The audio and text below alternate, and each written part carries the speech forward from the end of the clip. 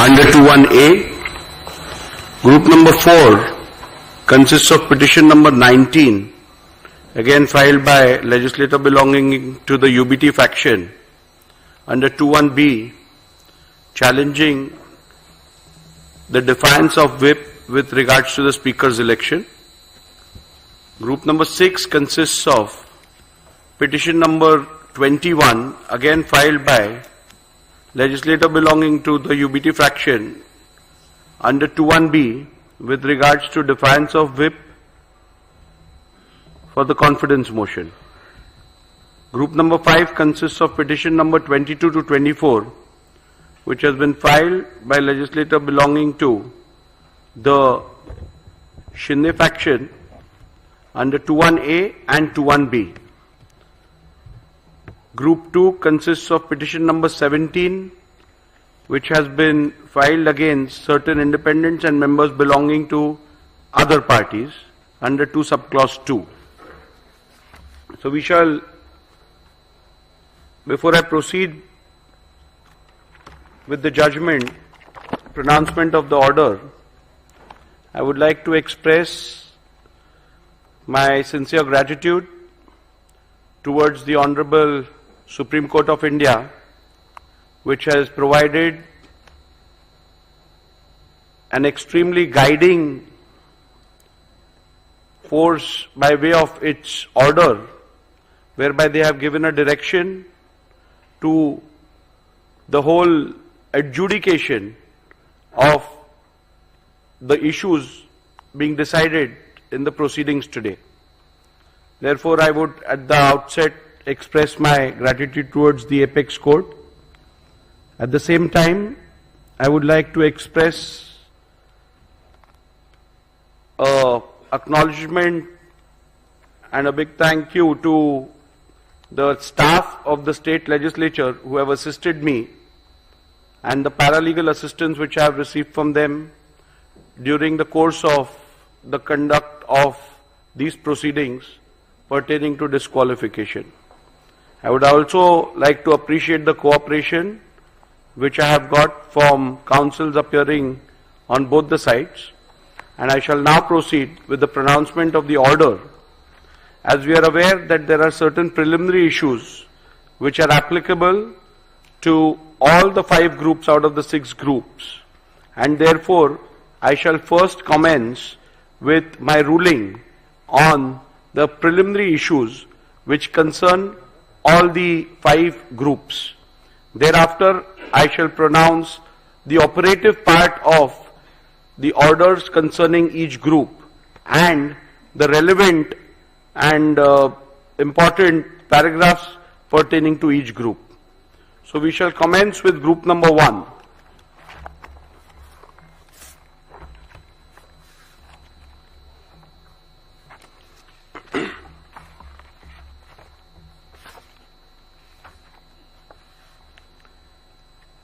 Preliminary issues. The Honorable Supreme Court in Subhash Desai Supra versus the Governor of Maharashtra, hereinafter referred to as Subhash Desai, was pleased to direct that the Speaker should prima facie determine who the real political party is for the purpose of adjudicating disqualification petitions if 2 or more factions claim to be that political party, and accordingly shall recognize the whip and the leader who were duly authorized by the Shiv Sena political party, keeping with the principles discussed in the said judgment. Hence, keeping in view the factual matrix and the directions of the Honorable Supreme Court, I will prima facie determine who the political party is for the purpose of adjudicating disqualification petitions if 2 or more factions claim to be that political party, and accordingly recognize the whip and the leader who are duly authorized by Shiv Sena political party. Keeping in mind principles discussed in Subhash Desai Supra, it is necessary to consider and determine the said preliminary issue before examining the merits and deciding whether respondents have incurred disqualification under the 10th schedule of the Constitution of India. Thus, the preliminary issue that arises for my consideration before delving into the merits of disqualification petitions under the 10th schedule is, which among the 2 fractions was the real Shiv Sena political party and consequently who was the duly authorized leader and or the whip of Shiv Sena political party for the purpose of deciding the present disqualification petition. The other issue framed for my consideration in this group of disqualification petition is whether the respondents have incurred disqualification in terms of paragraph 21A of the 10th schedule of the Constitution of India on account of their alleged acts and conduct.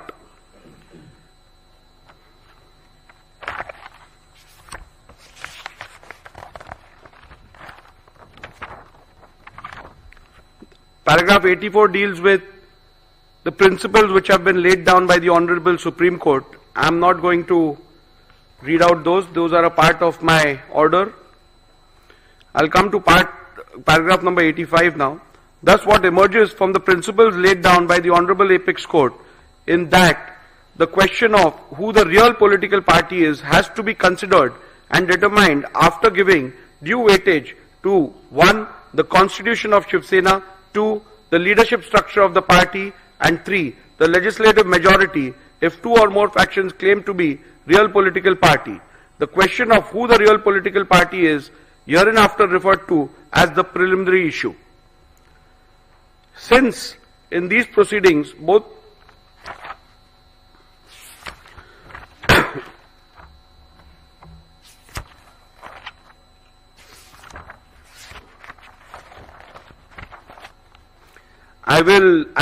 in the previous paragraphs I have recorded the submissions made by both the parties. I will come down to my observations and conclusions with regards to the preliminary issues. As stated earlier, the decision of the preliminary issue has to be taken after careful analysis of the Constitution of Shiv Sena, the leadership structure of the party and the legislative party majority. After having heard both sides on the above aspect, I now propose to proceed to record my observations and finding on the preliminary issue. As is evident from the submissions of the parties, there is no consensus on the Constitution submitted to the Election Commission of India with consent of both the factions. Likewise, the parties have different point of view on the leadership structure, which has to be taken into consideration. The only aspect which is undisputed is the majority in the legislature party. Hence, to embark upon the finding on the preliminary issue, I will have to decide the relevant constitution which has to be taken into account. 2. The leadership structure which existed before the dispute arose. Further, it will also have to be determined as to when the rival factions emerged. Petitioner's assertion that the Constitution of the year 2018 is the relevant constitution which has to be taken into account for the purpose of determining the preliminary issue is based on the submission that 1. The 2018 Constitution has to be considered as both the parties have relied upon the 2018 amended Constitution and acted thereupon.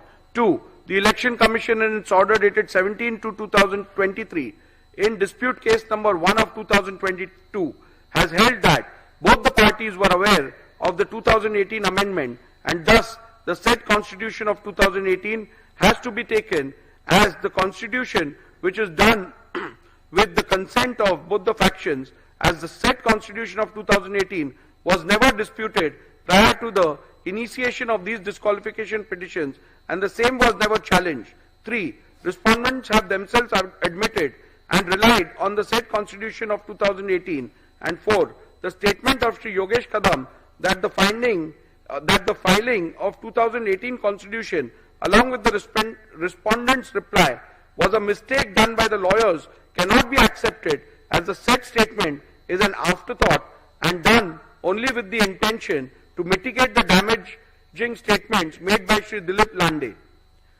To the contrary, respondents have asserted that the Constitution of the year 1999 has to be the one which has to be borne in mind, as according to the respondents, the Constitution of the year 2018 was never submitted to the ECI.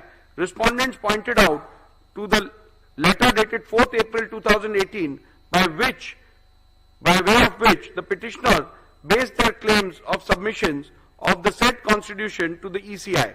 By pointing out to the same, respondents submitted that both the said letters do not mention anything about the purported amendments to the Constitution or submission of the same thereof to the ECI. A similar claim was made with respect to the letter dated 27/2/2018 by Shri Uddhav Thackeray in the special leave petition number 3997 of 2022. However, in the said SLP, there was no mention about the existence of any such letter dated 4th April 2018. The word submitted appearing in paragraph 168 of Subhash Desai means submitted before the ECI, as is evident from the further part of the said paragraph, which the petitioner has conveniently ignored. The respondents have further submitted that 2018 Constitution has been wrongly annexed as a document. The stand of the respondent on the 2018 Constitution has always been that it is unconstitutional and was secretly manufactured by Shri Uddhav Thackeray in cahoots with Mr. Anil Desai. This stand has been specifically taken in the reply filed by Shri Eknath Shinde before the Honorable Supreme Court in SLP number 3997 of 2023, way back on 16/3/2023, much before filing of the replies before the Speaker in August 2023. Further, even the additional replies filed on 25/10/2023 in the present proceedings, the aforesaid petition has been reiterated by the respondents. After having considered the submissions advanced by both the parties on the question as to which is the relevant constitution for the purpose of determination of the preliminary issue, I have come to the following conclusion. A. As per the Honorable Apex Court, if both the factions have submitted different versions of the constitution of the party, then in that case, what has to be taken into account is the constitution which was submitted to the ECI with the consent of both parties before the rival factions emerged. Before recording further conclusions, I find it imperative to reiterate that, pursuant to the initiation of these disqualifications, the Maharashtra Legislature Secretariat had vide letter dated 7 June 2023 requested the Office of the Election Commission of India to provide a copy of the party constitution / memorandum / rules and regulations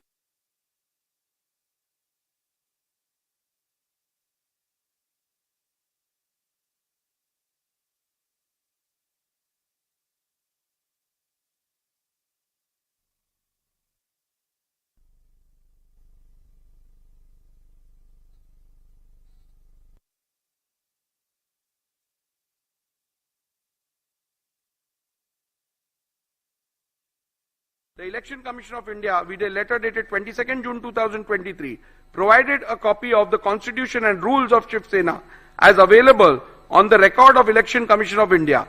Further, with respect to amendments, if any, to the said Constitution of the party, the Election Commission requested the Legislature Secretariat to refer to the order dated 17 February 2023, passed by the ECI in dispute case number 1 of 2022. Having perused the same, it has to be noted that the copy of the Constitution of Shiv Sena provided by the ECI does not bear any date or year, but as per the ECI, that which is provided vide the reply is the only Constitution of Shiv Sena available on the record of the ECI.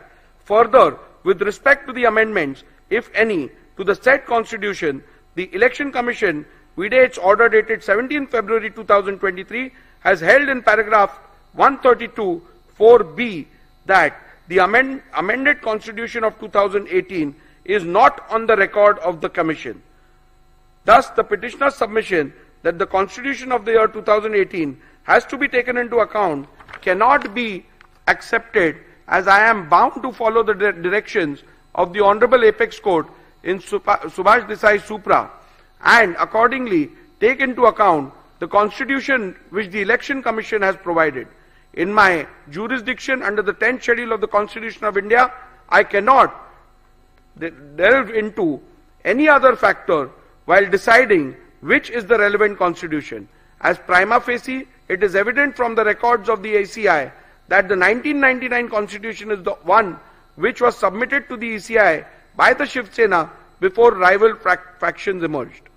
Further, it is also necessary to mention that the petitioner's submission that the Constitution of the year 2018 was submitted to the ECI by referring to the letter dated 4th April 2018 cannot be accepted. A bare perusal of the said letter dated 4th April 2018, by way of which the petitioner based their claim of submission of the said constitution to the ECI, does not bear any content which shows that an amended constitution was submitted to the ECI. The said letter only refers to the election held and the results thereof, and nothing more.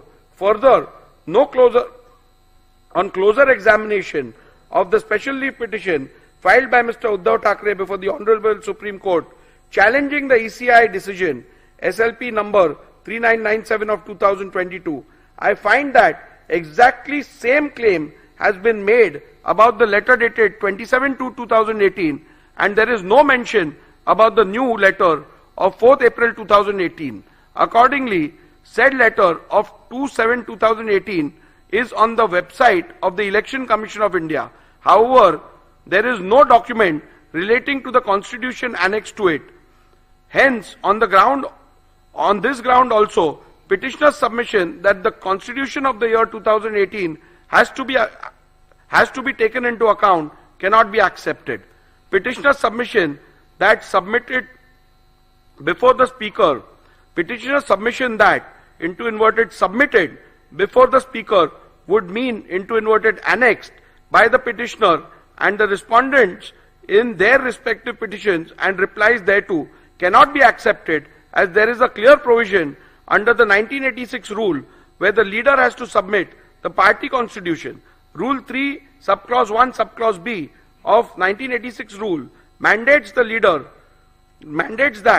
the leader into inverted shall furnish into inverted a copy of the rules and regulations, whether known as such or as constitution or any other name, of the political party concerned.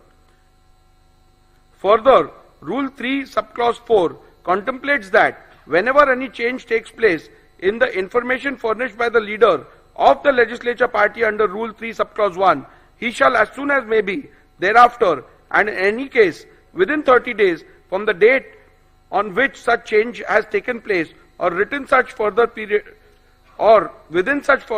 period as the speaker may for sufficient cause allow, furnish in writing information to the speaker with respect to such change. Thus, the submission of constitution before the speaker has to mean submission under Rule 3 of 1986 rules. However, till date, Shiv Sena has not submitted any constitution on the record of the speakers of the speaker under the said Rule 3.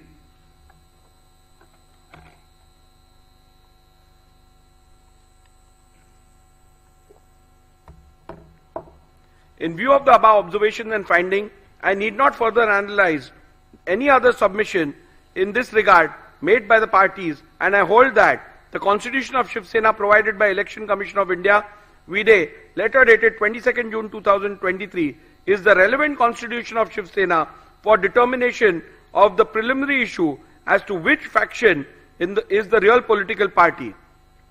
Constitution of Shiv Sena held to be the relevant constitution is hereinafter referred to as the SS Constitution. The leadership structure relevant for the determination. Learned Senior Advocate Mr. Kamath's submission that the leadership structure which is relevant for the purpose of deciding the preliminary issue is the leadership structure which is reflected in the communication dated 27 February 2018 and 4th April 2018 made to the Election Commission of India pursuant to the elections held on 23rd January 2018 is based on the petitioner's submission recorded in paragraph 89A to G herein above. Initially, the petitioner relied on the affidavit submitted to the ECI of the then office bearers of Shiv Sena, produced along with the affidavit in lieu of examination of chief to show that Shri Uddhav Thackeray had support of the majority in the organization. Respondents objected to such production on the ground that it is not permissible to produce affidavits of others along with petitioner's own affidavit in lieu of chief examination without the author of the said affidavits subjecting themselves to cross-examination. In any event, during the arguments, Mr. Kamath did not rely on these affidavits and limited his submissions to the 2018 leadership structure as available on the ECI website. Mr. Jethmalani, in turn, focused his submission to buttress the ground that the said leadership structure of 2018 cannot be considered and relied upon for the purpose of determining the preliminary issue, as the said leadership structure is not in conformity with the constitution of Shiv Sena, which is on record of the ECI, and thus the same would be contrary to the findings of the Honorable Supreme Court in paragraph 168 of Subhash Desai.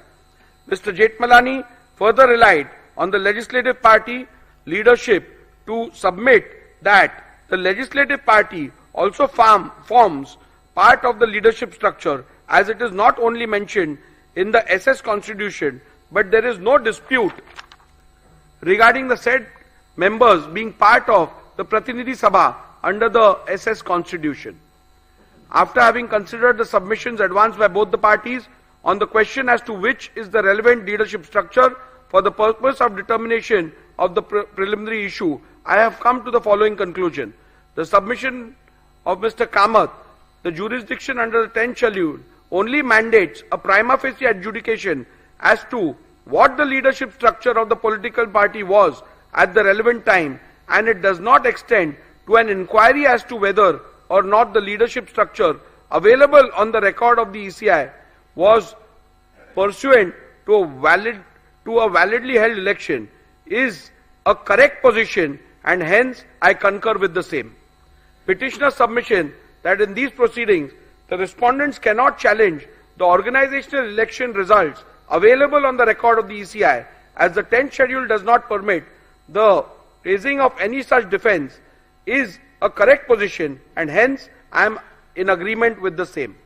Respondent submission that the leadership structure of 2018 cannot be considered and relied upon for the purpose of determining the preliminary issue, as the said leadership structure is not in conformity with the constitution of Shiv Sena, which is on record of the ECI, does not arise at this juncture, as it is a submission which has to be considered while determining whether the said leadership structure can be relied upon for the purpose of determining which faction represents the real political party, which would be dealt with at the appropriate juncture.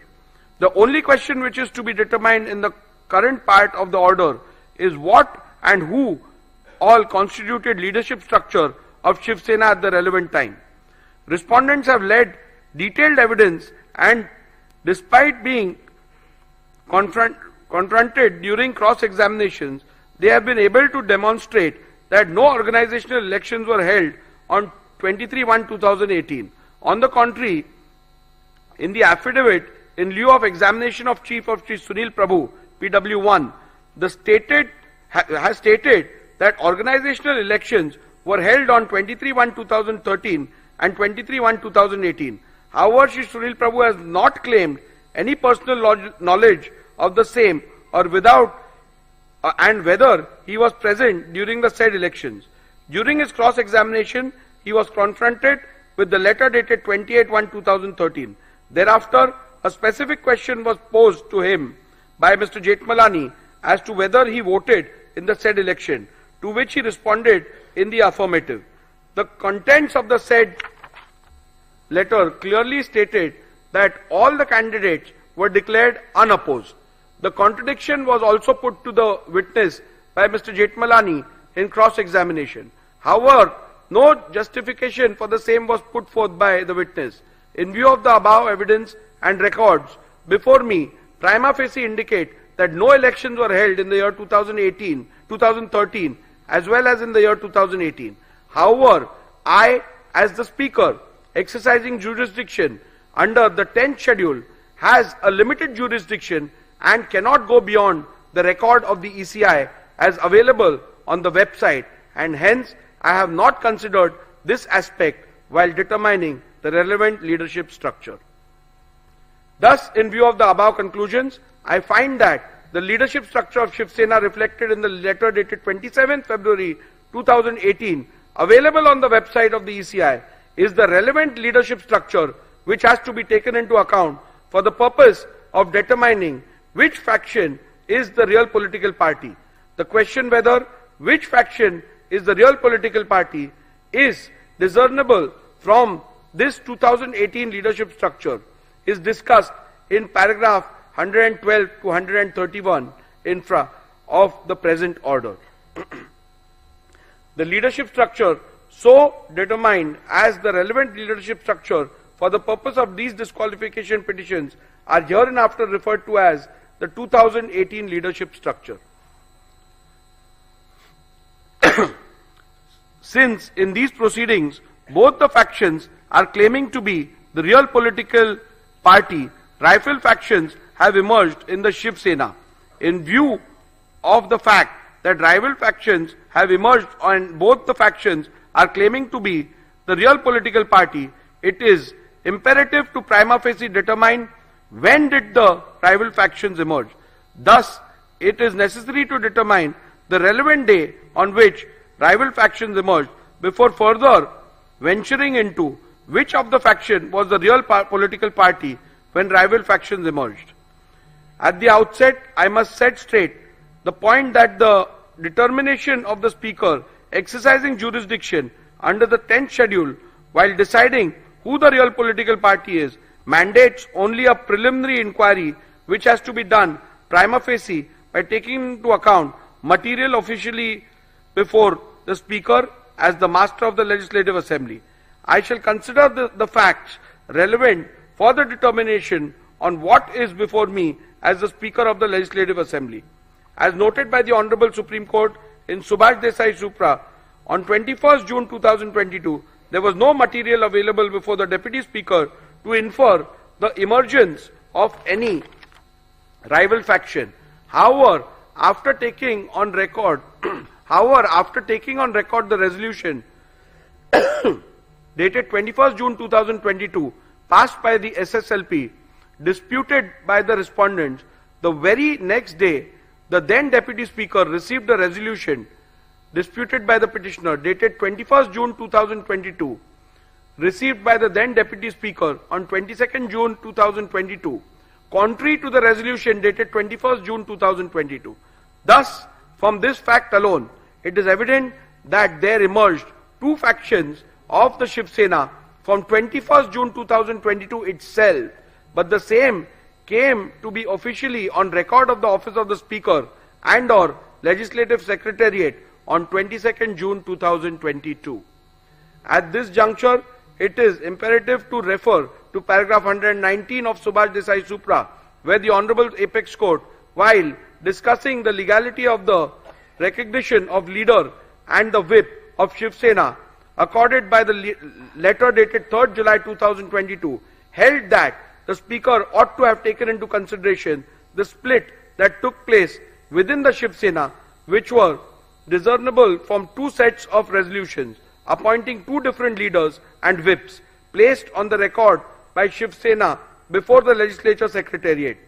This paragraph into bracket 119 read with Honorable Apex Court's finding recorded by the Honorable Apex Court in paragraph 157 of Subhash Desai Supra makes it clear that the law laid down by the Honorable Supreme Court is that in view of the deletion of paragraph 3 of the 10th schedule, when rival factions emerge as a result of rift/split in the party, the Speaker has to necessarily find which faction is the real political party while recognizing leader and the whip of the party.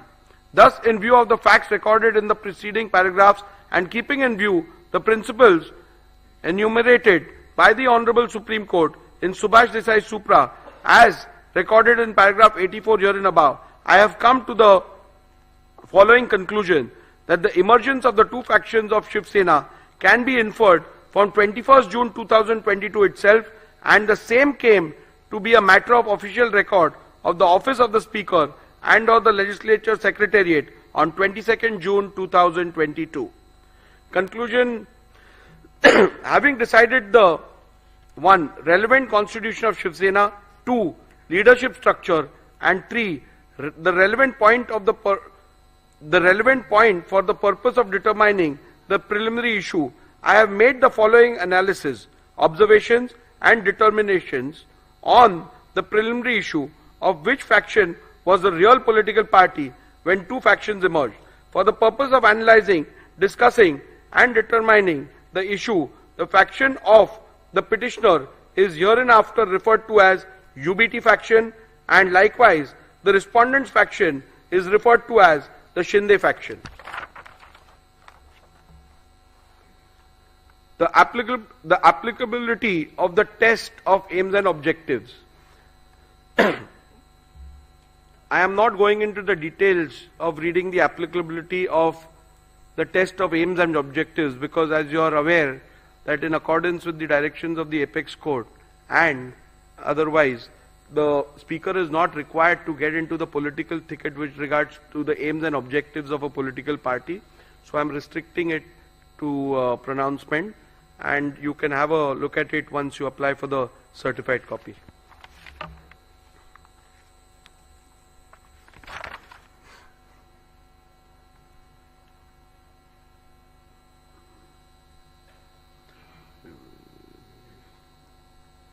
The reason why Shiv Sena constitution assumes significance is to analyze whether the question of which faction is the real political party is discernible from the leadership structure identifiable from the said Shiv Sena constitution.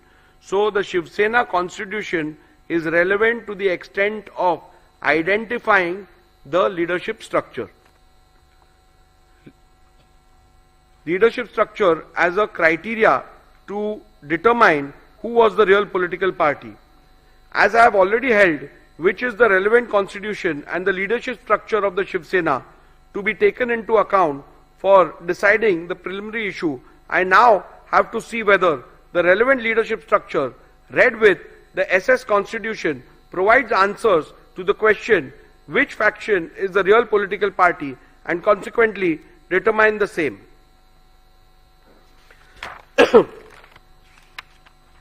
The UBT faction made, there are submissions made which have been recorded of both the sides, which are at paragraph 113 and 114 of my order. In view of the above recorded submissions of the parties, there emerges two further questions. Whether 2018 leadership structure is in conformity with the constitution of Shiv Sena. Number two, whether will all the Paksha Pramukh whether will of the Paksha Pramukh and or majority leaders in the 2018 leadership structure could be said to be synonymous with the will of the political party. So we further have to derive get answers to two more questions. The primary one being whether 2018 leadership structure is in conformity as provided by the constitution, and number two, whether the will of the Paksha Pramukh and or majority of the leaders reflects the will of the political party. As there are contrasting submissions on the question, it is necessary to peruse the SS constitution and the 2018 leadership structure and then record a finding as to whether the 2018 leadership structure is in conformity with the constitution of the Shiv Sena. Thus, I have taken a comparative look at the 2018 leadership structure and the SS constitution and have arrived at the following observations and conclusions. A. 2018 leadership structure mentions Shiv Sena Paksha Pramukh into bracket president as the highest office of the SSPP. However, in the SS constitution, the highest office of the Shiv Sena political party is Shiv Sena Pramukh, but the said constitution distinguishes highest office and the highest authority and provides that Rashtriya Karyakarni is the highest authority whose decision shall be final. Shiv Sena SS constitution provides that the members of the Rashtriya Karyakarni shall be called as Shiv Sena leaders and provides for a total number of 19 members, out of which 14 are to be elected by the Pratinidhi Sabha and the rest of the 5 members are to be appointed by Shiv Sena Pramukh. However, the 2018 leader structure envisages only 13 members in the Rashtriya Karyakarni, out of which 19 are to be elected and the remaining 4 are to be appointed. SS Constitution provides for a total number of 21 deputy leaders, out of which 17 are to be elected by the Pratinidhi Sabha and the rest of the 4 members are to be appointed by Shiv Sena Pramukh. However, the 2018 leaders structure envisages 33 deputy leaders, out of which 21 are to be elected and the remaining 12 are to be appointed. The 2018 leadership structure provides for 3 categories of office bearers, vis-a-vis Secretary, Samanvayak and Sanghatak.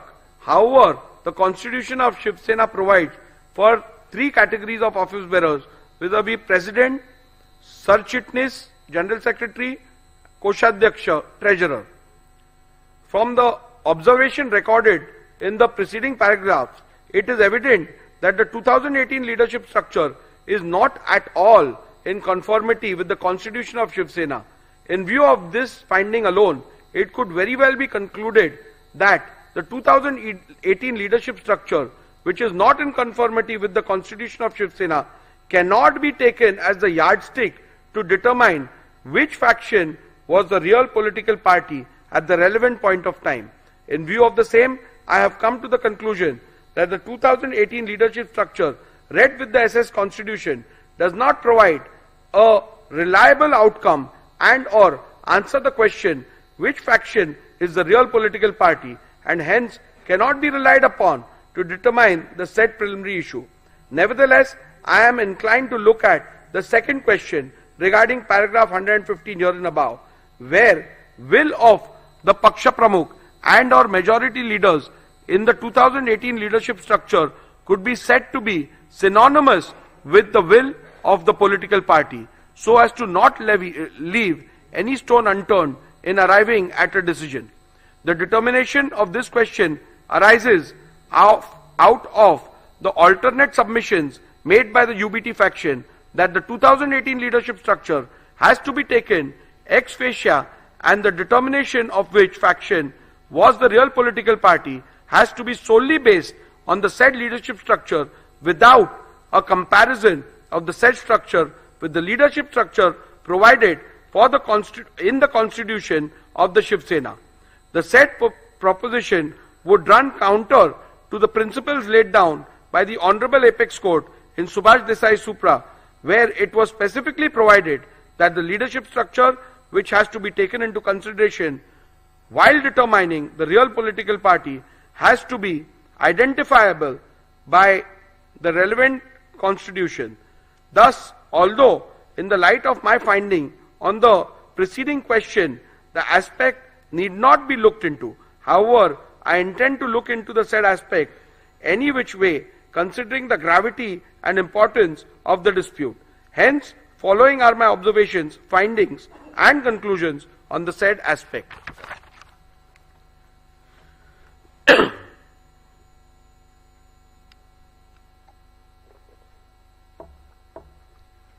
UBT faction has submitted that the decision of the Paksha Pramukh is synonymous with the will of the political party, and thus, if there is a rift in the leadership structure, the decision of the Paksha Pramukh constitutes the will of the political party. This proposition is devoid of merit, as I do not find any substance to allow the same. The reason for the same are recorded herein below. The proposition perhaps would have been a valid point if the party president was the sole repository of the decision making with respect of the policy and administration of the party. For analyzing the said submissions, a perusal of the SS Constitution was made. The SS Constitution provided that Rashtriya Karyakarni shall be the highest authority of the party, and its decision in all matters concerning the party policy and party administration shall be final. It is also to be noted that the Paksha Pramukh is only a presiding member of the said highest authority in the party, and in no way is the sole repository of decision making in the party. Thus, in view of the same, the submission that the decision and or the will of the Paksha Pramukh is synonymous with the will of the political party cannot be accepted. It would be appropriate to note that the SS Constitution does not even have a post called Paksha Pramukh. However, it was argued by the UBT faction that the nomenclature difference in the 2018 leadership structure and the SS Constitution is not a relevant factor for the purpose of deciding the preliminary issue. Even though I have held in paragraph 117 that 2000 leadership structure is not at all in conformity with SS Constitution, I shall consider this submission. The Constitution of Shiv Sena provides for Shiv Sena Pramukh. The submission of the petitioner that Shiv Sena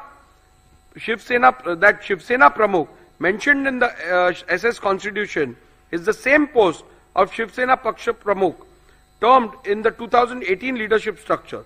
By relying on the powers of Shiv Sena Pramukh, it was argued by the UBT faction that he is the authority under the party constitution vested with the powers to remove any member of the party. Thus, it was further argued that an authority who is vested with such power of removal reflects the will of political party with respect to removal of members from and for anti-party activities. However, a complete reading of the said provision in the party constitution reveals that the said submission is factually wrong. The said provision in relation to the powers of Shiv Sena Pramukh clearly provides that such a power is not absolute and it has to be exercised in consultation with the Rashtriya Karyakarani. Further, it has to be noted that such a power is only available to the Shiv Sena Pramukh for the purpose of removal of members mentioned in Article 8, Schedule B of the said Constitution. The said schedule does not deal with leaders of the party. Leaders of the party is given under Schedule A of the said article. Thus, Shiv Sena Pramukh does not have any power to remove any leader of the party. Thus, the submission of the petitioner that Shri Uddhav Thackeray, Vide, letter dated 30/6/2022, had removed Shri Eknath Shinde from the post of Shiv Sena leader cannot be accepted, as such power are not vested with the party president. Hence, on this ground also, the submission that the decision and or the will of the Paksha Pramukh is synonymous with the will of the political party cannot be accepted. If this proposition is accepted, then in a situation where the party president, who is also a legislator, itself defects, then he could simply escape the wrath of the 10th schedule by pleading that his decision is the will of the party. Further, if this proposition is to be accepted, it would mean that no member can ever voice concern against the party president, and the party president might possibly be able to seek disqualification against any member who questions his credibility. This would run contrary to the concept of intra-party dissent. In view of the clear and unequivocal finding of the Honorable Supreme Court at paragraph 183 to 190 of Subhash Desai, I will be falling foul of the judgment of the Honorable Supreme Court in Kyoto Holohan, wherein the constitutional validity of the 10th schedule was itself upheld on the grounds that it is not an anti-dissent law if this proposition is accepted. I shall now proceed to consider whether the will of the majority leaders in the 2018 leadership structure is synonymous with the will of the political party. An alternate submission was made that even if the Paksha Pramukh is not accepted as the repository of the will of the political party, the decision of the leadership structure has to be construed as synonymous with the will of the political party. This proposition is also devoid of merit, and I do not find any substance in it for following reasons. In a circumstance where there is no dispute amongst the leaders identifiable by the constitution of a political party, the proposition would have held water. However, the factual matrix of the present matter is different. This is a matter where there is a dispute within the leadership structure itself. It is to be noted that in the present matter, rival factions have emerged in the legislature party, political party, and thus inevitably amongst leaders of the party as well. Thus, it would not be wise to apply this proposition in the present matter. The existence of split-stroke rift in the leadership structure is admitted by the petitioner and or the UBT faction, as can be inferred from the petitioner's affidavit in lieu of examination in chief of PW1, petitioner himself, that the leader of the UBT faction did not have the support of all the members of the 2018 leadership structure when rival factions emerged.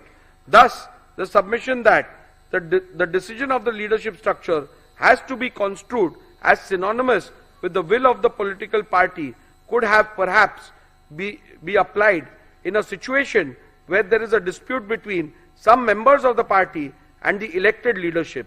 In such a case, the leadership of the party could have possibly taken the stand that their decision would have to be taken as the decision and will of the political party until they are so removed from the leadership structure by a mechanism recognized by the constitution of the said political party. However, as I have noted earlier, in the present matter, rival claims have emerged wherein the leadership structure about the leadership within the leadership structure about the leadership itself.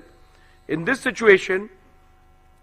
a situation, one leader's contention that his will is the will of the political party would be contradiction in terms. Thus, when there is a vertical rift in the party and two factions within the said leadership structure emerge as a result of the said rift, leaders of either faction, both Shri Uddhav Thackeray and Shri Eknath Shinde, could equally claim to represent the will of the political party. In that case, it would not be appropriate to take their decision as the decision that carries the will and wish of the political party when the question of which faction is the political party is being considered. There possibly lies one more aspect which could be considered. Does the stand-stroke decision of the majority members of the leaders within the leadership structure, identifiable and appointed according to the constitution of the political party, could be construed as the will and desire of the political party in the event there is a dispute within the leadership structure? For the purpose of answering this question, one must look into the constitution of the political party. In an event where the party constitution provides for a mechanism to resolve a conflict of decision within the leadership structure, then in that case it would have been a guiding factor. However, if the party constitution does not provide for such a mechanism, then in that case it would not be appropriate to say that the decision of the majority leaders would have to be accepted as the one which conveys the will of the political party. This aspect need not be further considered in view of the fact that in any case UBT faction has not placed any material on record or even suggest that any meeting of the Rashtriya Karyakarni was called for where any decision in relation to the real political party was resolved so as to identify the leaders and or the whip who carried the will of the political party. Thus, in the absence of any such material, including any majority decision of the Rashtriya Karyakarni in relation to the real political party, identifying the leader and or the whip who carried the will of the political party would be an impossible task. Any conclusion reached would be without basis in law and evidence of fact. The submission that the UBT faction shall be taken as a real political party is entirely based on the conjuncture that if there will be a decision taken in relation to the political party by Rashtriya Karyakarni, then UBT faction would have had the majority. At this juncture, the petitioner's claim about a meeting purportedly held on 25th June 2022 has to be dealt with. It is the petitioner's case that Rashtriya Karyakarani meeting was held on 25th June 2022 and certain resolutions were passed. In support of this case, petitioner has produced certain resolutions of 25th June 2022.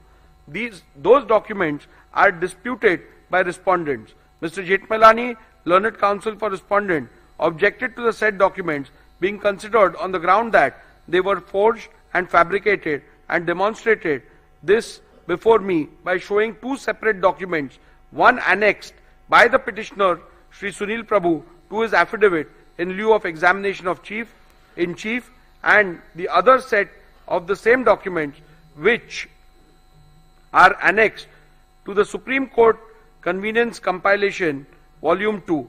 In the first set of documents annexed to the affidavit in lieu of examination in chief, termed as minutes of the meeting of Rashtriya Karyakarani, and purportedly 7 resolutions passed in the said meeting.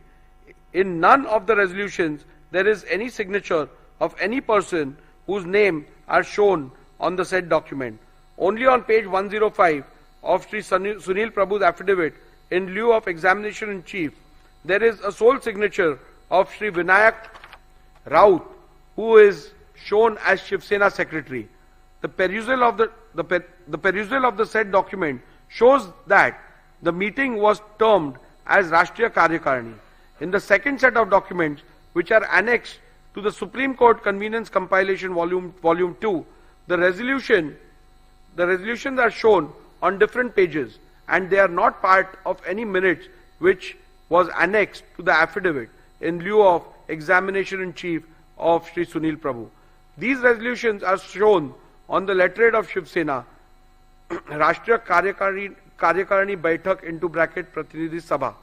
Petitioner relied on these documents to show that 7 resolutions have been passed, but in none of these documents there is even a single signature, save and except for signature of 2 persons. The name mentioned as proposer and seconder are not even members of Rashtriya Karyakarani, like Shri Rahul Shewale, who is not a member of Rashtriya Karyakarani, who has stepped into the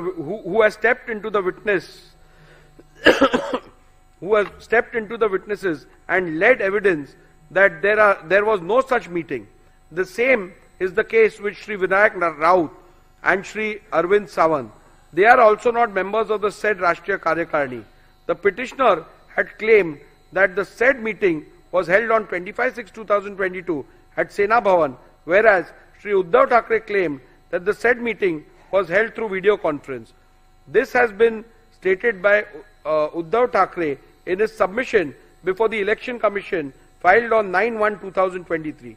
This itself casts a doubt on the authenticity of the documents and holding of any such meeting of either Rashtriya Karyakarani or Pratinidhi Sabha. The petitioner himself is not sure whether it was Rashtriya Karyakarani or Pratinidhi Sabha. Thus, in view of the above said documents, the said documents cannot be permitted to be relied on.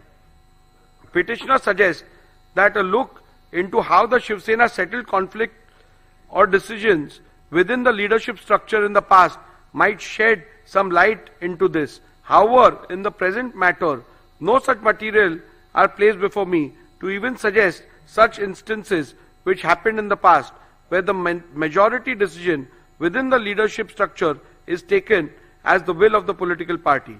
It is to be also noted that the petitioner has neither placed nor provided any material to show that historically the decision of the majority within the leadership structure is taken to be the final decision of the political party whenever there was a conflict of decision within the leadership structure. Thus, for this reason also, it would not be appropriate and correct to accept the proposition that the decision of the majority leaders within the leadership structure would have to be accepted as one which conveys the will of the political party. As a passing note, I must also add that the majority rule possibly could have been applied in a normal situation where there is dissent in respect to some policy and or administrative decision of the party. However, such a simple rule stroke test shall not be applied to determine an essential question in existential question in relation to the political party, such as in the present matter, where which faction is the real political party is required to be determined. Thus, in view of the decisions recorded herein above, I am not inclined to accept submissions of the UBT faction that will of the majority leaders in the 2018 leadership structure is synonymous with the will of the political party. Thus, from paragraph 112 to 128, I have dealt with whether the relevant leadership structure read with the Shiv Sena Constitution, SS Constitution, provides answer to the question which faction is the real political party. In view of the same, I record my conclusion and finding thereon as under.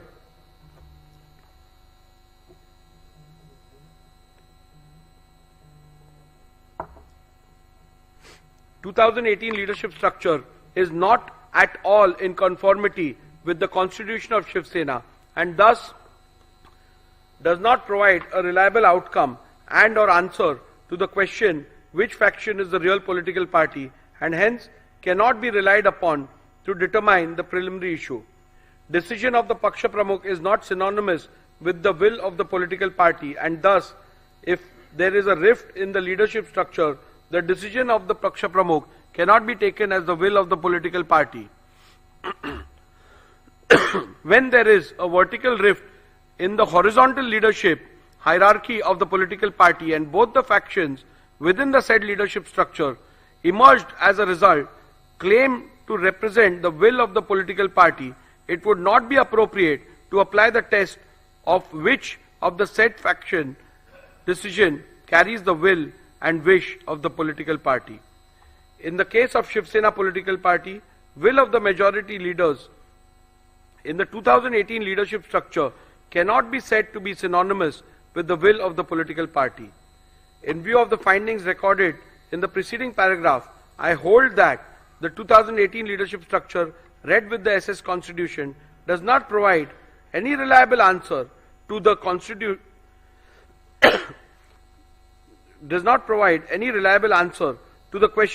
which faction is the real political party and consequently the 2018 leadership structure cannot be yardstick to determine which faction is the real political party.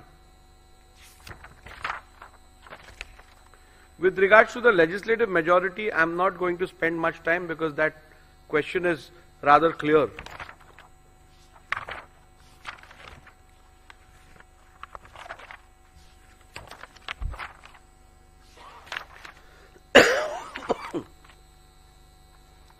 In view of the above observations and findings, I hold as follows.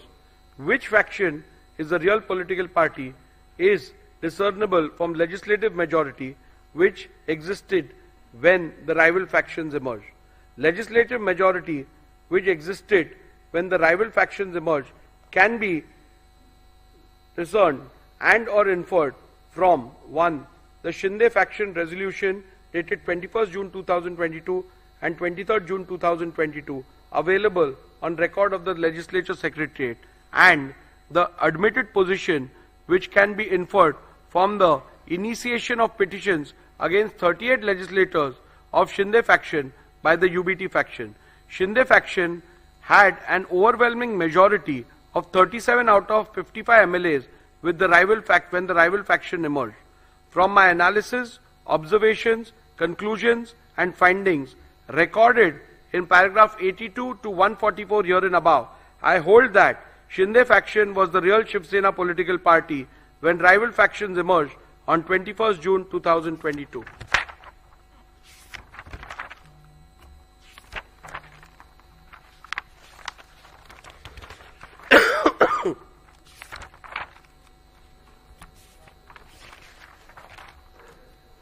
In view of my findings that the Shinde faction was the real political party when the rival faction emerged and that Shri Sunil Prabhu ceased to be the duly authorized whip from 21st June 2022, I further conclude that Shri Bharat Gogawale was validly appointed as the whip, as that was the reflection of the will of the Shiv Sena political party as on 21st June 2023. Following are the final conclusions, which is again a summary.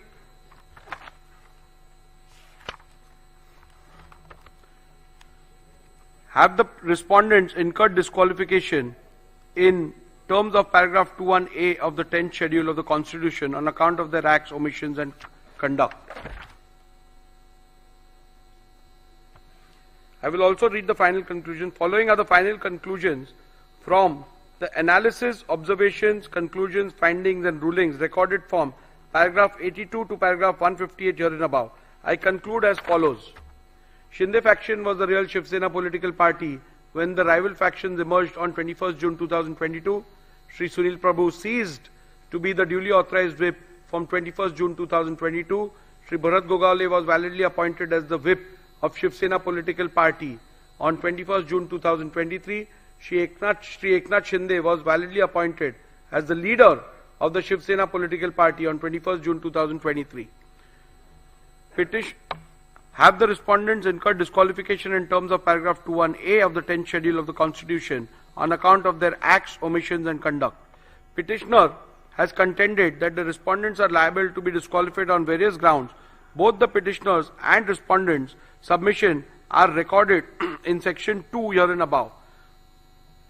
The various grounds on which the petitioner based the plea for disqualification is dealt with, where the alleged conduct of the respondent is purportedly becoming totally incommunicado, attracts disqualification under paragraph 2(1)(a) of the 10th schedule. Whether the alleged conduct of the respondents in purportedly becoming totally incommunicado attracts disqualification under paragraph 2 subclause 1 subclause A of the 10th schedule. The first ground on which the petitioner sought disqualification of the respondents is that the respondents became incommunicado. The submission cannot be accepted and the respondents cannot be held to be disqualified on this ground for the following reasons. The ground is a mere allegation, and apart from mere assertion that the respondents have gone incommunicado, the petitioner has not put forth any evidence or material to substantiate it. For instance, the petitioner has not provided any material about who was sought to be contacted and by whom, when such an attempt was made, etc. A mere unsubstantiated statement that the legislators have gone incommunicado cannot even be a ground to attract disqualification under paragraph 21A of the 10th schedule. When rival factions emerge in a political party, especially within the leadership, it is possible for both the factions to allege that the other faction has gone incommunicado. In such a circumstance, especially in the light of the law laid down by the apex court in Subhash Desai Supra, it would not be correct to hold any faction to have incurred disqualification for going incommunicado without first determining which of the faction is the real political party, reflecting the will of the political party. Also, having held that the Shinde faction was the real political party when the rival factions emerged, the submission of the petitioner that the respondents have gone incommunicado ceases to hold any meaning for the purpose of disqualification. On the 20th of June 2022, elections for the Legislative Council were held. In his cross-examination, Shri Sunil Prabhu, PW1, stated that all the MLAs were present for the same. In the face of this evidence, it would not be possible to accept that the legislators had gone incommunicado. Respondents have placed that they have been in touch with the UBT faction. They substantiated it by stating that Shri Milind Narwekar and Shri Ravindra Phatak, MLC, of the UBT faction, had gone to Surat and met Shri Eknath Shinde and other respondents on 21st June 2022 on the instructions of Shri Uddhav Thackeray. This fact was not denied by the petitioner Shri Sunil Prabhu when a suggestion was put to him in the cross-examination. In fact, the petitioner admitted that Shri Milind Narwekar and Shri Ravindra Phatak, MLC of the UBT faction, had gone to Surat and met Shri Eknath Shinde and other respondents. Also, three of the witnesses for respondents have testified that Shri Rahul Narwekar and Shri Ravindra Phatak, MLC of the UBT faction, had gone to Surat and met Shri Eknath Shinde and other respondents. On 21st June 2022, on the instructions of Shri Uddhav Thackeray, the testimony stood the test of cross-examination and the petitioner could not establish otherwise. Thus, on this count alone, or this count also, it would not be possible to accept the legislators were incommunicado, Whether the deliberate absence of the respondent in the SSLP meetings purported to be held on 21st June 2022 attracts disqualification under paragraph 21A of the 10th schedule. The second ground on which the disqualification is sought is that the respondent deliberately remained absent in the SSLP meeting held on 21st June 2022. Petitioners relied on the attendance sheet register of the meeting dated 21st June 2022. After having considered the submission advanced on this ground, I hold that respondents cannot be held to be disqualified on this ground. In view of my conclusion that 1. The Shinde faction was the real political party when factions emerged, and 2. Shri Sunil Prabhu ceased to reflect the will of the political party from the moment the faction emerged. Thus, it would not be correct to say that Shri Sunil Prabhu had any authority to call any meeting of the SSLP. Hence, on this ground alone, petitioner's case that the respondents were liable to be disqualified for non-attendance of the meeting dated 21st June 2022 is liable to be rejected. Irrespective of the conclusion that may be reached about which faction was the real political party, respondents could not be held to be disqualified on the ground that they deliberately remained absent in the SSLP meeting held on 21st June 2022. This is because of the following reasons. Petitioner relied upon the attendance sheet of the 21st of June 2022 to claim that all those MLAs who were signed the said attendance sheet were present in the meeting, while those who did not sign were not present. Based on this document, the UBT faction claimed that respondents remained deliberately absent. A comparison of the original attendance sheet produced along with the affidavit in lieu of chief examination of the petitioner Shri Sunil Prabhu, PW1, with the copy of the attendance sheet produced and verified as a true copy along with the petition, reveals that the two do not match. There are glaring discrepancies. The copy claimed to be the original of the said attendance sheet has a handwritten date of 21st June 2022, whereas the copy verified as the true copy of the original produced along with the petition does not have it. Further, Shri Sunil Prabhu stated in his cross-examination that the documents relied as the attendance sheet was in fact a register of MLAs to whom the whip of 21st June 2022 was served and received. So, facts show: 1. There are glaring discrepancies in the said attendance sheet. 2. The statements of Shri Sunil Prabhu shows the document relied upon as attendance sheet of MLA present on 21st June 2022 is in fact a register of service and receipt of the whip dated 21st June 2022 of the MLAs.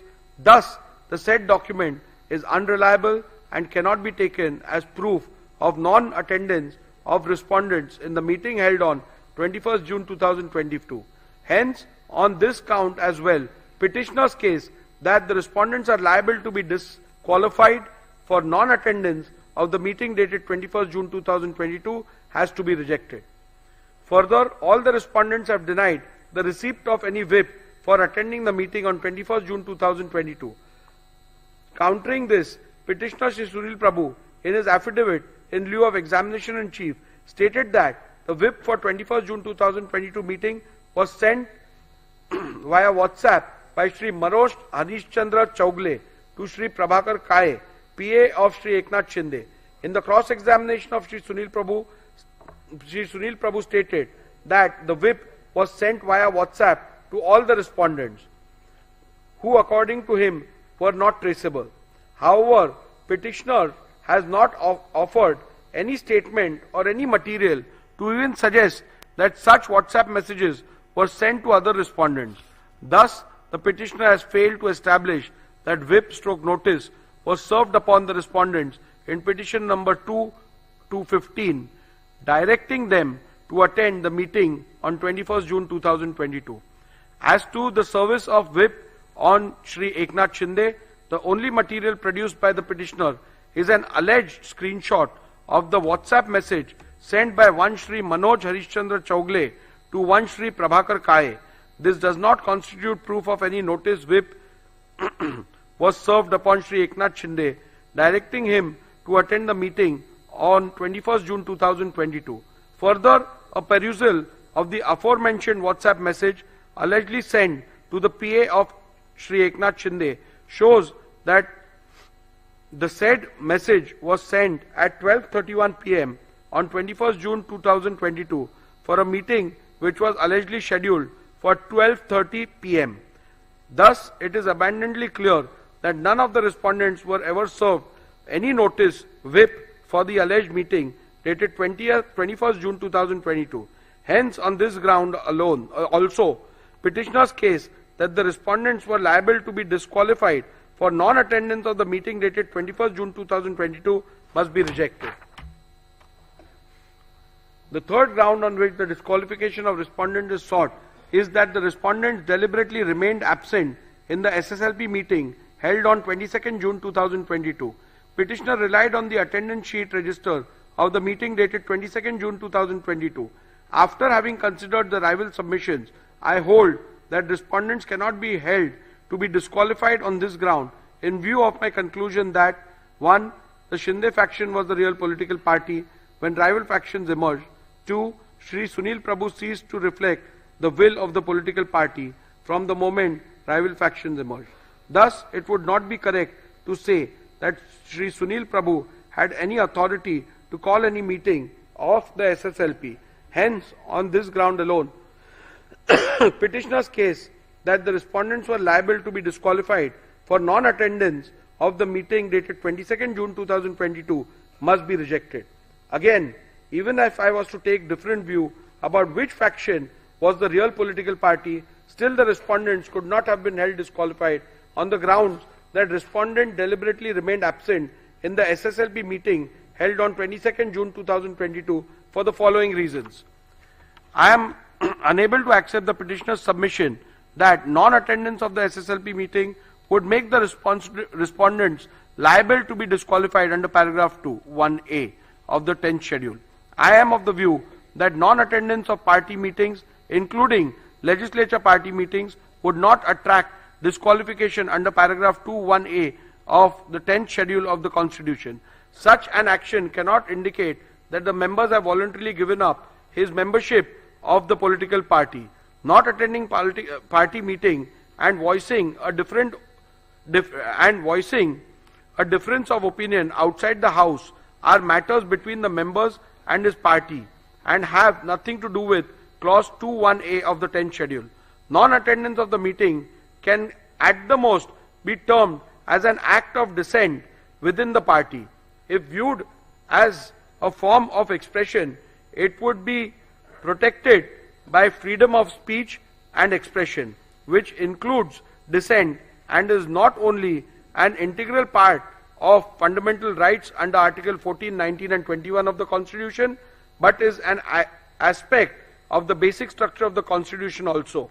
Therefore, even if the alleged non-attendance is seen as an expression of dissatisfaction, it cannot be treated as conduct attracting disqualification within the purview of paragraph 2(1)(a) of the 10th schedule.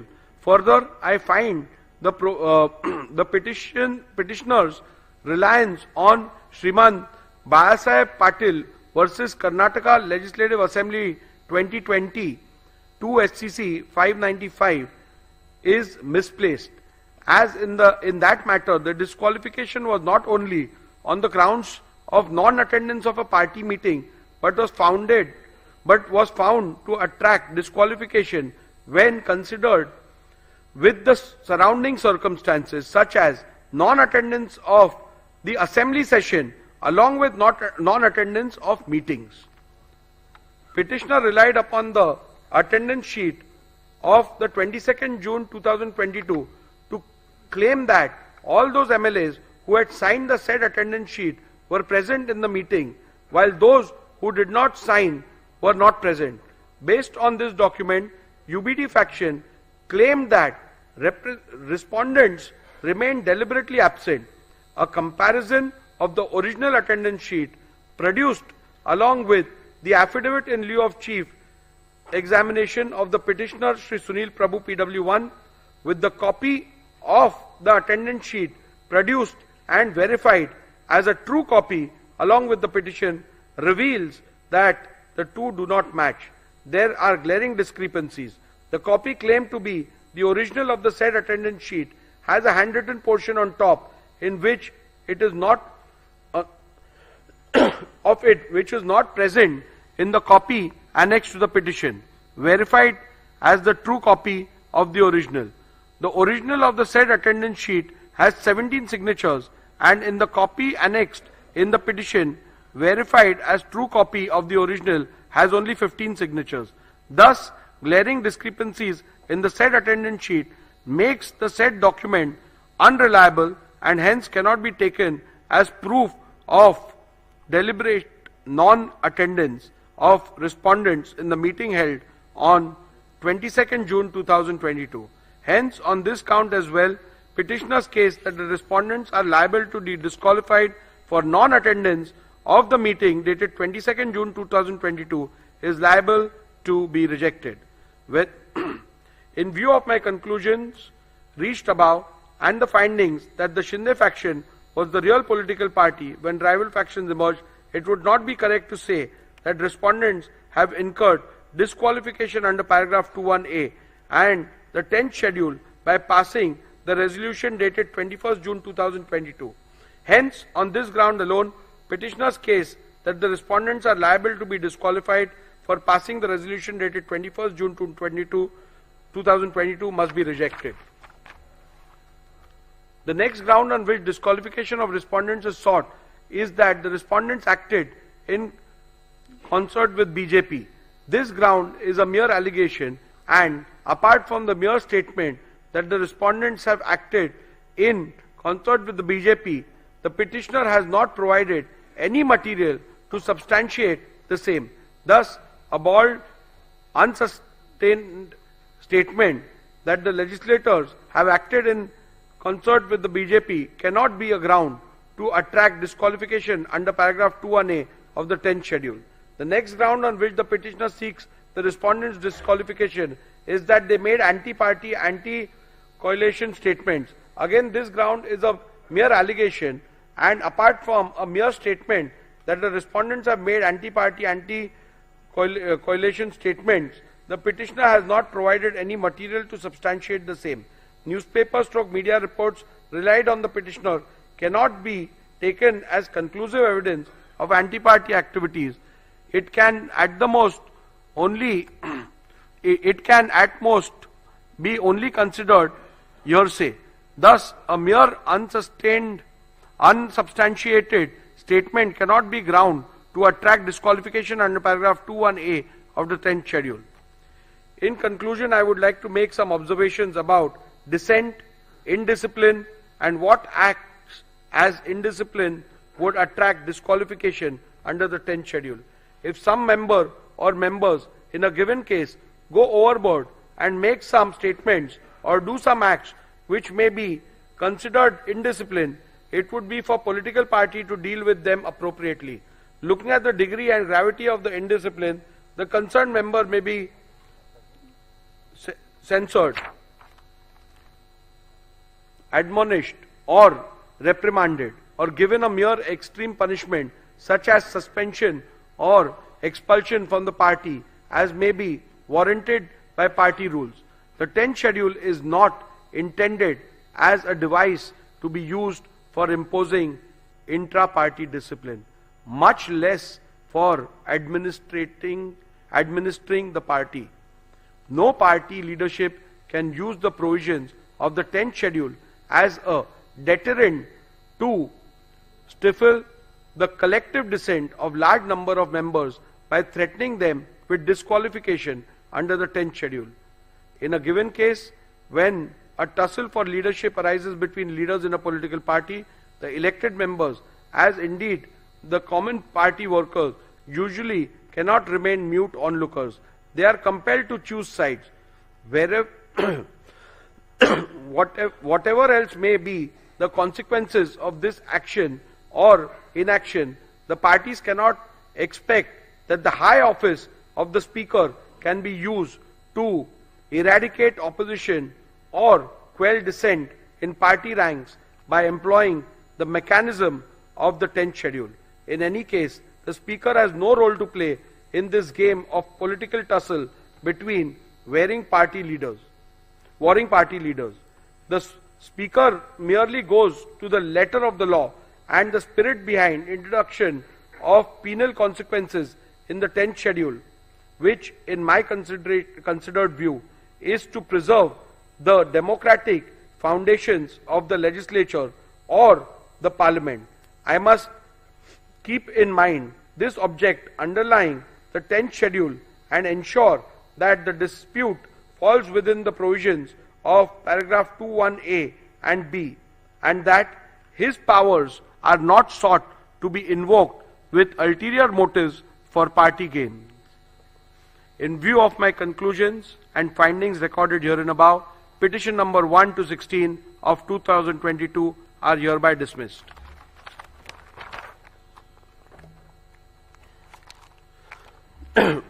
Group 3 deals with petition number 18, which is also under paragraph 21A. So I am only reading the operative part because the preliminary issues, the ruling will be the same on that. So I'll go to the operative part of it. You can deal with the judgment order with regards to the other aspects. Yeah.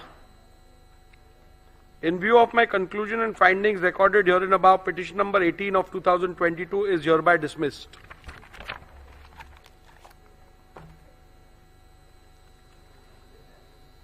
Group 4, petition number 19, which is filed by legislator belonging to the UBT faction under 21B, challenging the defiance of whip in the Speaker's election.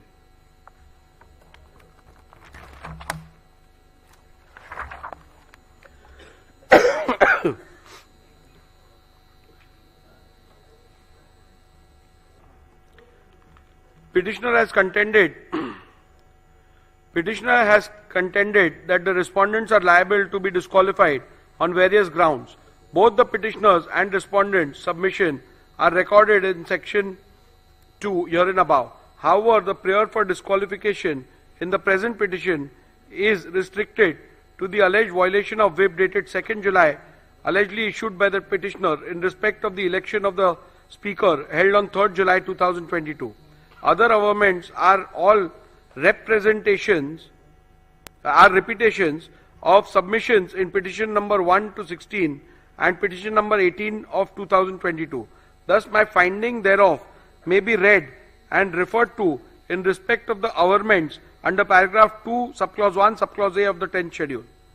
Thus, the only ground on which the petitioner sought disqualification of respondent is that the respondent has violated the whip dated 2nd July, allegedly issued by the petitioner in respect of election of the Speaker held on 3rd July 2022. This submission cannot be accepted and the respondents cannot be held to be disqualified in view of my conclusion in respect of the real political party that the Shinde faction was the real political party when the rival faction emerged, and Sri Sunil Prabhu ceased to reflect the will of the political party from the moment rival factions emerged. Thus, it would not be correct to say that Sri Sunil Prabhu has any authority to issue any whip on 2nd June 2022. Hence, on this ground alone, petitioner's case that the respondents are liable to be disqualified for violation of whip dated 2nd July 2022 must be rejected. Irrespective of any conclusion that may be reached about which faction was the real political party, respondents could not be held to be disqualified on the ground that they violated the whip dated 2nd July 2022. This is because of the reasons recorded herein below. The petitioner has failed to prove the service of whip dated 2nd July 2022. Petitioner Shri Sunil Prabhu PW1 in his affidavit in lieu of examination in chief deposed that the whips dated 2nd July 2022 were sent by email to the email address of the respondents. He stated that Shri Vijay Joshi, an employee working in the Shiv Sena Vidhimandal Karyalay, Vidhan Bhavan, was instructed to send the whip. He further deposed that 2 whips dated 2nd July 2022 were sent by Shri Vijay Joshi to the respondents in disqualification petition number 19 and 21 of 2022. We did 3 emails dated 2nd July 2022. The said emails were produced along with the affidavit in lieu of evidence in chief. He further stated that email addresses of the respondents were taken from the email addresses mentioned in the official list of members of Maharashtra Legislative Assembly 2023 or as mentioned in a list furnished by the advocates for the respondents. We did the email dated 21st September 2023. Shri Vijay Joshi, PW2, specifically filed affidavits in lieu of examination of chief and deposed that he was working in the Shiv Sena Vidhimandal Karyalay, Vidhan Bhavan, in June 2022 and on instructions of Shri Sunil Prabhu sent 2 whips dated 2nd July 2022 to the MLA of Shiv Sena Legislature Party. We did 3 emails. He produced printouts of emails dated 2nd July 2022 along with whip dated 2nd July 2022. However, during the cross-examination of Shri Vijay Joshi, PW2, he deposed that one computer operator printed the whip dated 2nd June 2022 and he along with 2 peons distributed the whip to all the legislators of Shiv Sena. Further, he also deposed during cross-examination that acknowledgements were taken. Thus, the witness who was specifically brought to depose in respect of the service of whip dated 2nd July 2022 made extremely contradictory statements in the affidavit in lieu of examination in chief and during cross-examination. Further, it is to be also noted that the acknowledgement talked about by Shri Vijay Joshi, PW2, were never brought on record. Coupled with the above facts, respondents have demonstrated how some of the email IDs in the printout of the email produced by Shri Vijay Joshi are wrong. In view of the above, I hold that petitioner has not been able to establish the service of whip dated 2nd July 2022 and thus petitioner's case that the respondents were liable to be disqualified for violation of whip dated 2nd July 2022 must be rejected. Rule 3 subclause 5 of the members of Maharashtra Legislative Assembly disqualification on the grounds of defection rule 1986 provides that where a member belonging to any political party votes or abstains from voting in the assembly contrary to the directions issued by such political party or by any person or authority authorized by it in this behalf without obtaining in either case the prior permission of such political party, person or authority, the leader of the legislative party concerned, or shall as soon as may be thereafter and in any case within 30 days from the date of such voting or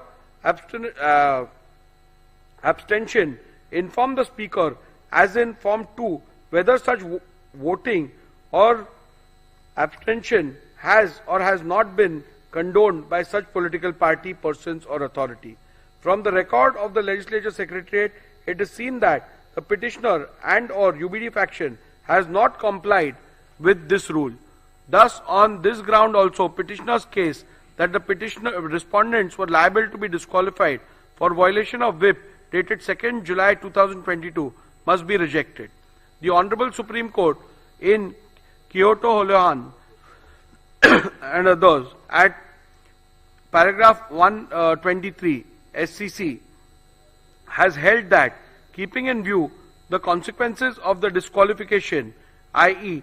termination of the membership of a house, it would be appropriate that the directions or whip which results in disqualification under paragraph 21B is so worded as to clearly indicate that voting or abstaining from voting contrary to the said direction would result in incurring the disqualification under paragraph 21B of the 10th schedule, so that the member concerned has foreknowledge of the consequences following from the conduct in voting or abstaining from voting contrary to such a direction.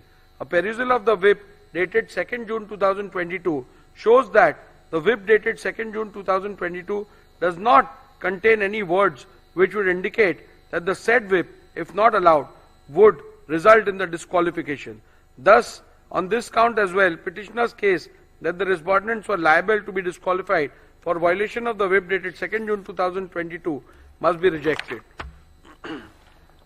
At this juncture, I intend to look into respondent's submission that a whip cannot be issued in an election to the post of speakers has to be considered, even though the learned counsel for the petitioner submitted that in normal course of events no whip is issued for the election of the post of the speaker, but he submitted that the election held on 3rd July 2022 was not in normal course, but it was crucial event linked to the sustenance of the government.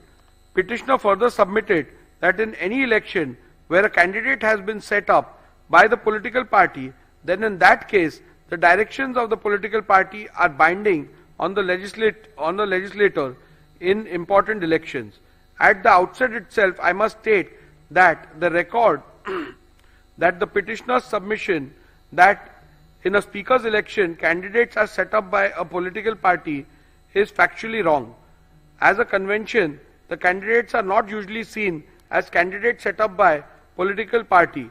In the present case also, Sri Rajan Salvi was not set up as a candidate of Shiv Sena, but his notice of nomination was moved by a legislator affiliated to the NCP and seconded by a legislator affiliated to the INC.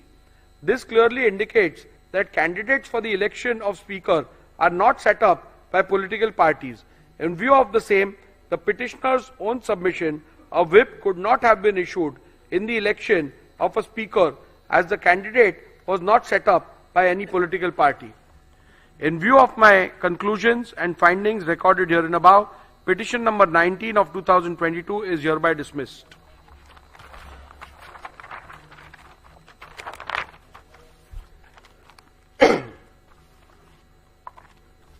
Petition number Group 6, which consists of petition number 21, again filed by a legislator belonging to the UBT faction, under 2(1)(b) for defiance of whip issued during the confidence motion. I will only read the operative part and you can refer to the judgment for the details.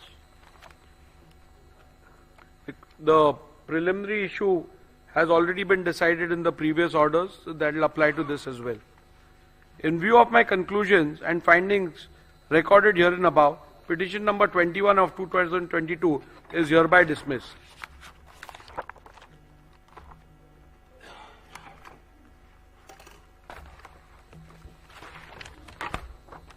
Now we shall deal with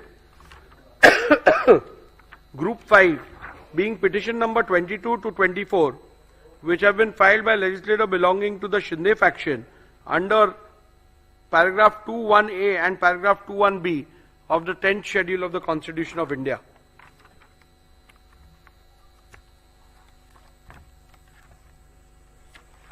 Again, here I am not dealing with the preliminary issue which has already been ruled in the previous order. So I will directly go disqualification petition number 20 and 22 to 34 of 2022 has been filed by the petitioner Shri Bharat Gogawale against Shri Nitin Chandrakant Deshmukh and 13 other members of the 14th Maharashtra Legislative Assembly under paragraph 21A and paragraph 21B of the 10th schedule of the Constitution, inter alia on the following grounds: that A. Respondents have by their conduct voluntarily given up their membership of the SSLP, and 2. Respondents have voted against the whip issued on 3rd July 2022, wherein all members of the SSLP were issued directions to vote in favor of the confidence motion held on 4th July 2022.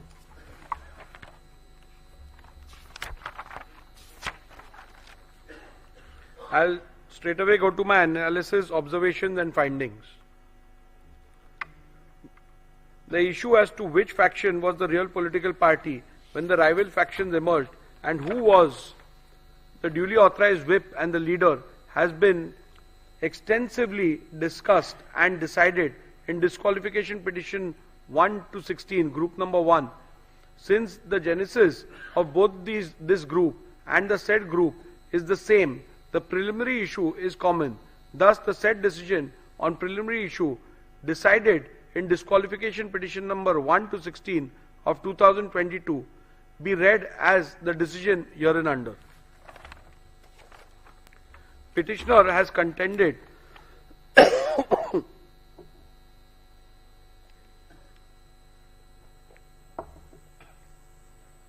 Petitioner has contended that the respondents are liable to be disqualified under paragraph 21A of the 10th schedule. This submission cannot be accepted and the respondents cannot be held to be disqualified on the grounds for the reasons that this ground is a mere allegation, and apart from mere assertion that the respondents have voluntarily given up the membership of SSLP, the petitioner has not put forth any evidence or material to substantiate it. A mere unsubstantiated statement that the legislators have voluntarily given up the membership cannot be a ground to attract disqualification under paragraph 21A of the 10th schedule. I have perused my record as well as a copy of the whip issued by the petitioner, which is signed by the petitioner as Chief Whip and Shri Eknath Shinde as the leader of the legislature party. Though the petitioner tried to show that the said whip was served and delivered on the respondents, the petitioner has failed to prove the service of the whip on each and every MLA of Shiv Sena. I have also examined in detail the cross-examination of the petitioner, Shri Bharat Gogawale, and have found major inconsistency in the answers regarding physical service of the whip, and therefore this evidence cannot be accepted. Insofar as delivery by WhatsApp is concerned, the same also was produced on the last day of the evidence, despite ample opportunity for the same. Even the pleadings filed by the petitioner are silent on the issue of service. In these circumstances, it will not be justifiable for me to take on record a document purporting to be a screenshot of WhatsApp messages which were admittedly sent through a third person mobile number, i.e. one Mr. Santosh Kadam, who also did not step into the witness box. Thus, petitioner's plea to disqualify respondents cannot be accepted. The Honorable Supreme Court in Kyoto Holyan at paragraph 123 SCC has held that, keeping in view the consequences of the disqualification, termination of the membership of a house, it would be appropriate that the decision of whip which results in such disqualification under paragraph 21B is so worded as to clearly indicate that voting or abstaining from voting contrary to the said directions would result in incurring the disqualification under paragraph 21B of the 10th schedule, so that the member concerned has foreknowledge of the consequences following from his conduct in voting or abstaining from voting contrary to such a direction.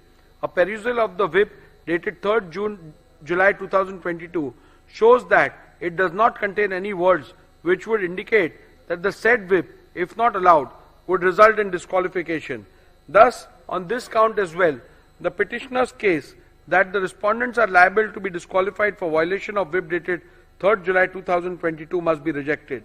Rule 3 subclause 5 of members of Maharashtra Legislative Assembly, disqualification on grounds of defection rule 1986, provides that where a member belonging to any political party votes or abstains from voting in the assembly contrary to any directions issued by such political party or by any person or authority authorized by it in this behalf, without obtaining in either case the prior permission of such political party, person or authority, the leader of the legislature party concerned, or shall as soon as may be thereafter and in any case within 30 days from the date of such voting or abstinence, inform the speaker as in form 2 whether such voting or abstinence has or has not been condoned by such political party, person or authority.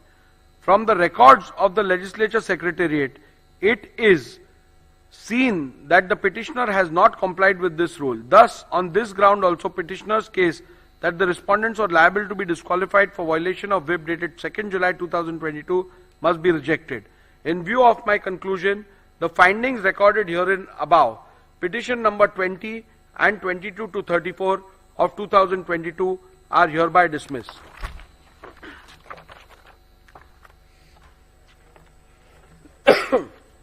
Group 2, petition number 17 against 2 independent MLAs and 1 Mr. Bachchu Kadu of PJP party. The same are dismissed.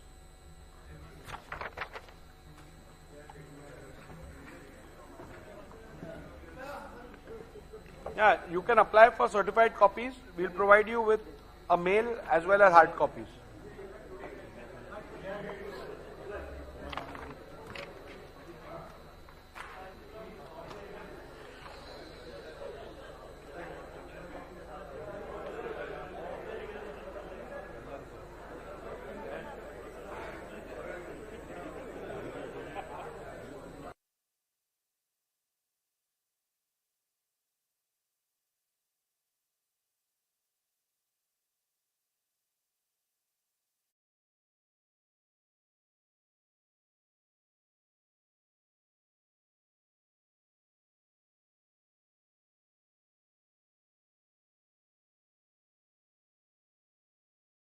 लोकतंत्र की परिकल्पना सबसे पहले भारत भूमि पर ही साकार हुई थी। लोकतंत्र में सरकारें चुनने का अधिकार केवल जनता का होता है और भारत के लोकतंत्र का जो दुनिया में विशेष स्थान है, उसकी ये पहचान और लोकतंत्र की शान दुनिया को चमत्कृत करती रहती है।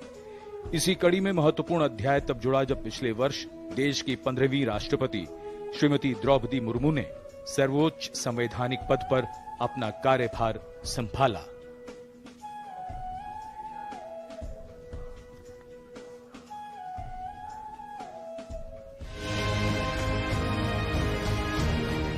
दुनिया के सबसे बड़े लोकतंत्र भारत में पहली बार एक आदिवासी महिला ने राष्ट्रपति का पदभार संभाला है।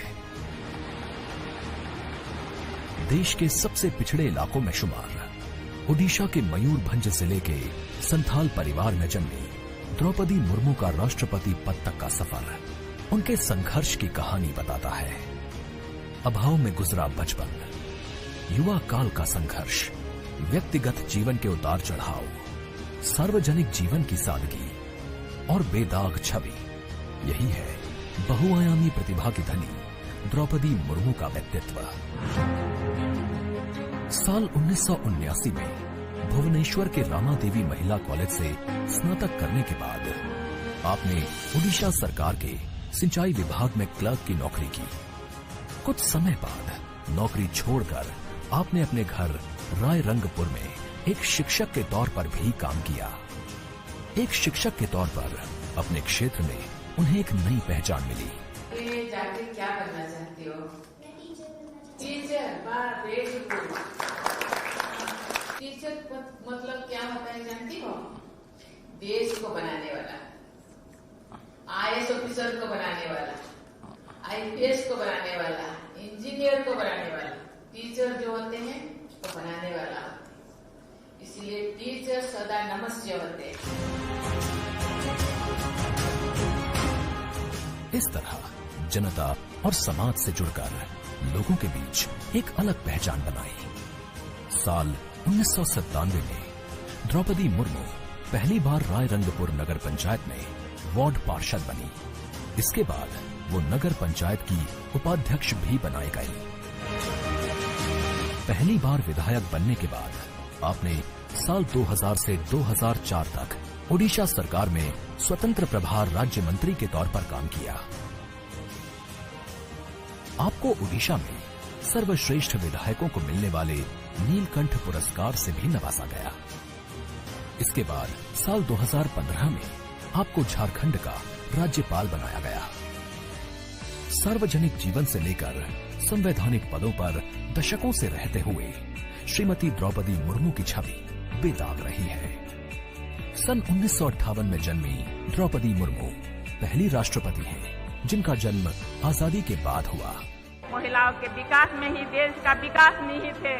महिलाओं के योगदान से निकट भविष्य में ही भारत एक विकसित राष्ट्र के रूप में उभरेगा। जय हिंद, जय भारत। जहां आपका राष्ट्रपति बनना देश की महिलाओं और लड़कियों के लिए प्रेरणा का स्रोत है, तो वहीं विकास की धारा में दशकों तक पीछे रह गए आदिवासी समाज के लोगों के लिए भी आत्मसम्मान का एक नया संबल है।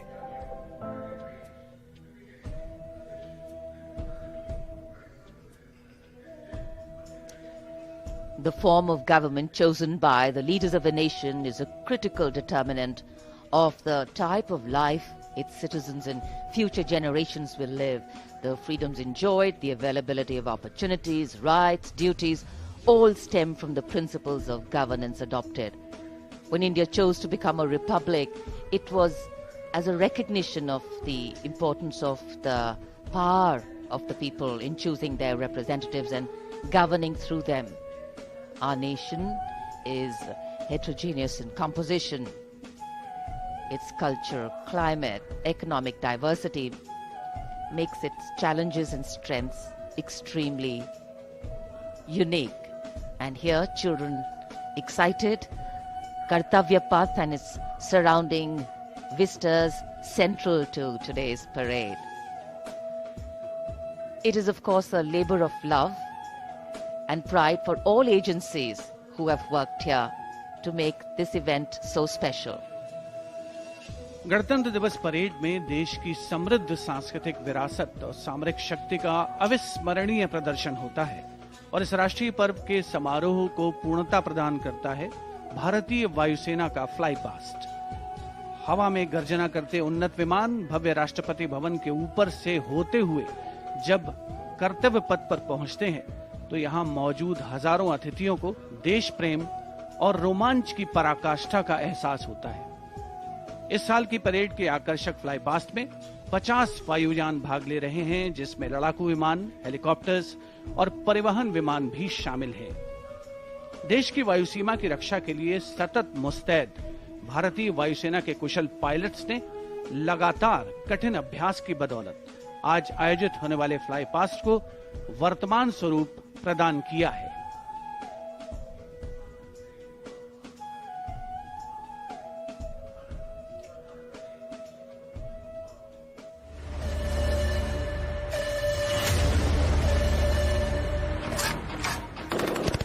भारतीय सेना के शौर्य, पराक्रम और अदम्य साहस के गौरवशाली प्रदर्शन को समेटे गणतंत्र दिवस पर होगा भव्य फ्लाई पास्ट। इस ऐतिहासिक फ्लाई पास्ट में 44 एयरक्राफ्ट दिखाएंगे आकाश में साहसिक करतब। कर्तव्य पथ साक्षी बनेगा जैगुआर, सुखोई, अपाचे और राफेल जैसे एयरक्राफ्ट के हैरत अंगेज कर देने वाले एयर शो का।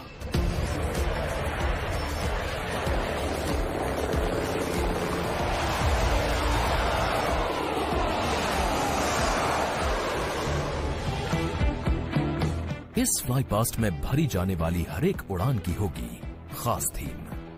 जो देगी विशेष संदेश। सबसे पहले आकाश में दिखेगा ध्वज फॉर्मेशन। इसमें 4 Mi-17 हेलीकॉप्टर तीनों सेना के झंडे और भारतीय तिरंगे को लहराकर इस पर्व को शुरू करेंगे। इसके बाद बारी होगी रुद्र की। फर्स्ट आर्मी व्हीकुलर कंटिंजेंट के ठीक ऊपर 4 advanced light helicopter diamond formation के जरिए पेश करेंगे असाधारण करतब।